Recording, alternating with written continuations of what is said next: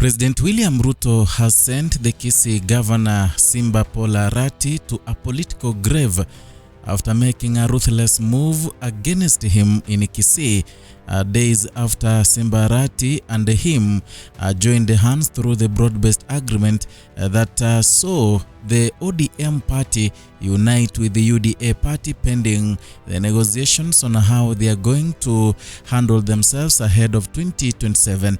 But surprisingly, what was unexpected is William Ruto has already fielded a UDA candidate in Kisii who will be fighting against Simba Arati come 2027, and they have made this decision despite the fact that broad-based partners, and that is ODM, has been crying day and night telling William Ruto to avoid fielding candidates where already they have aspirants or they have the incumbents. It is a decision that was made that may force ODM to quit the partnership and the broad-based agreement before the 2027 election. Simba Arati has been on the forefront talking about broad-based and also has been at the forefront singing two-term narrative to the people of Kisii, saying that William Ruto will be the next president, or will defend his seat in the next election, and also betraying his son, or rather the son of the soil, brother Fred Okengo Matiang'i. You must know that Fred Okengo Matiang'i, during that time, he was the Interior Cabinet Minister and also the Super CS.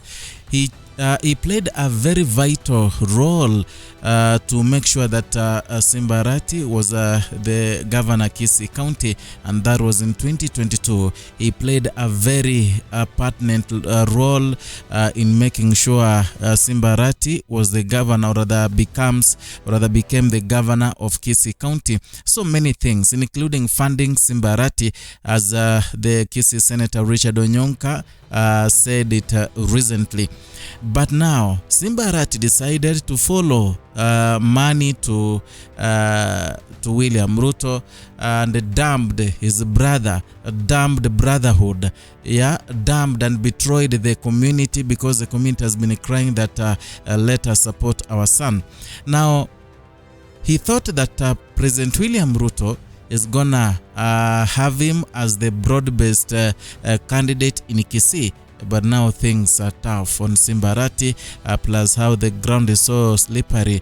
It may send Simba Arati home come 2027. Now today, I was interacting with the UDA administration, or rather administrator in Gusii region. The administrator gave me ideas and also gave me secrets that they are going to fill the candidates all seats from the MCA position to the gubernatorial seat. And by saying that, he was referring to the people in Kisii who have been calling out, asking about how possibly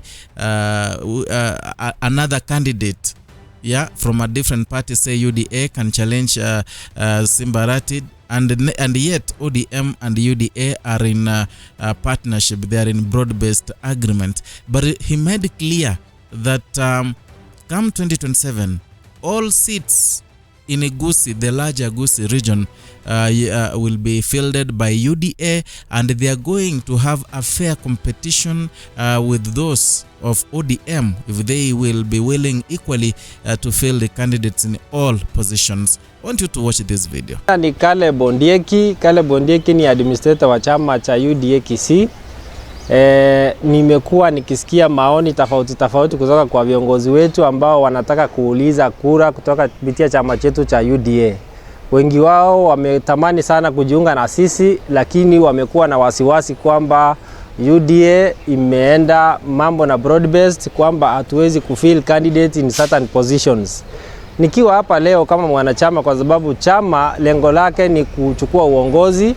Mwaka wa 2022 tulikuwa na tulikuwa kwa opposition, na we were able to fill candidates from all position, kuanzia MCA kufika governor mpaka rais. Saizi tuko na serikali, chama tawala ndio kinaongoza nchi hii. Nataka kuhimiza watu wetu ambao mnatafuta kura kupitia chama chetu kwamba Kisii tutaweka viongozi katika position zote zinazoulizwa kura hapa Kisii, kuanzia MCA mpaka governor. We are going to field candidates mpaka kwa governor.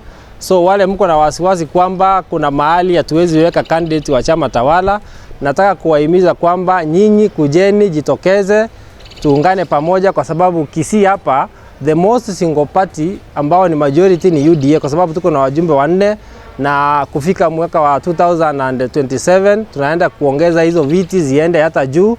Na vile vile kwa county government ya Kisii tunajaribu kwamba tutapata governor wa UDA na senator wa UDA, women rep wa UDA na viti zingine. So msiwe na wasiwasi, tunataka tukae pamoja, tutengeneze chama, na kama itafika wakati chama itaelewana, tutapata information kwamba tunaenda hii direction. We want to negotiate tukiwa at a point of strength, not a point of weakness. So tuwezi enda kwa meza kusema tunataka viti kama hii msiweke mtu kama sisi wenyewe hatuna candidates. We have to have candidates because I know we have strong candidates ambao wanataka kujiunga na chama cha UDA, na chama cha UDA kitaendelea kuzidi kuwa na umaarufu, sababu ndio kiko na umaarufu hapa Kisii kupitia kushinda vyama vingine ambavyo viko. So ningewahimiza msikuwe na waziwazi, nyinyi kuja tupange pamoja. We are going to have a meeting very soon ya wenye wanagombea viti wote Kisii, ili tu chart the way forward na tuone vile tunaweza shirikiana, tutafute kura, tushinde viti kuanzia MCA mpaka urais. Na nawapongeza sana kwa wale ambao reach out to us. We are going to have a meeting, tukae chini, tutengeneze chama, na we hope tutashinda viti zote. Asante sana. Now that is the Gusii administrator Caleb Ondieki saying that they are going to make sure they have candidates, the UDA candidates in all of the Gusii region.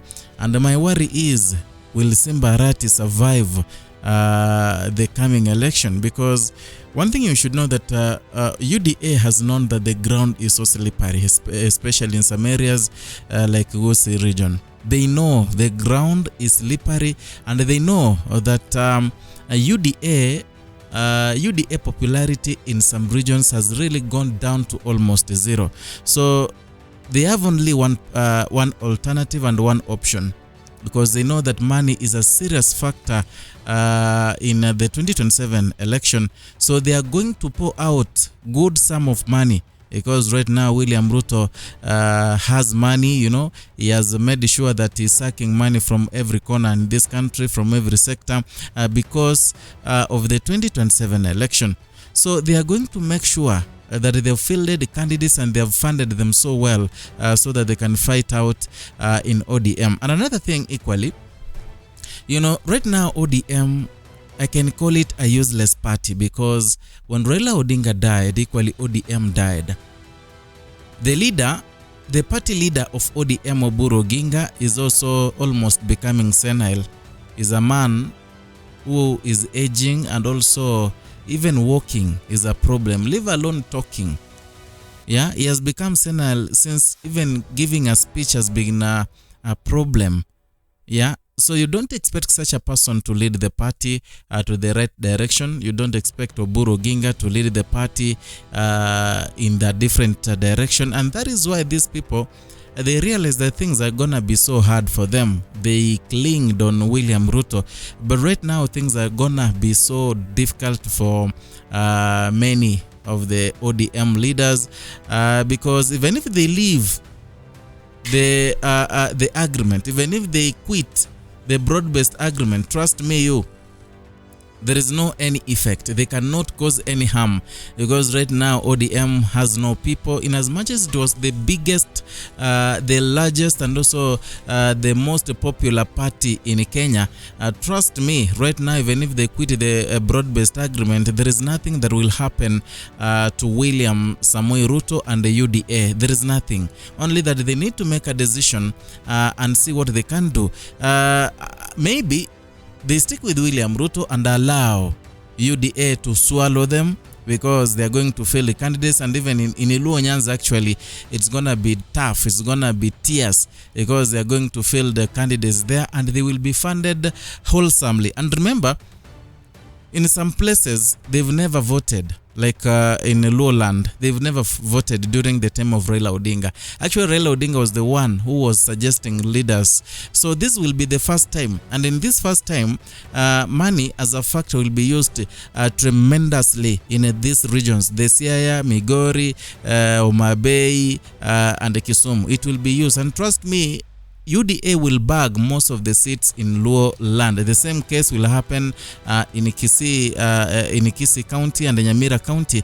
And I'm really feeling that the ODM people are going to quit the partnership, the agreement, the broad-based agreement so soon, because number one, they wanted zoning, they wanted their deputy party position, but things are not going to happen their way. And that is why I'm saying that William Ruto right now has managed to send Simba Arati, who is the deputy party leader ODM, into his early grave. I don't know what you think.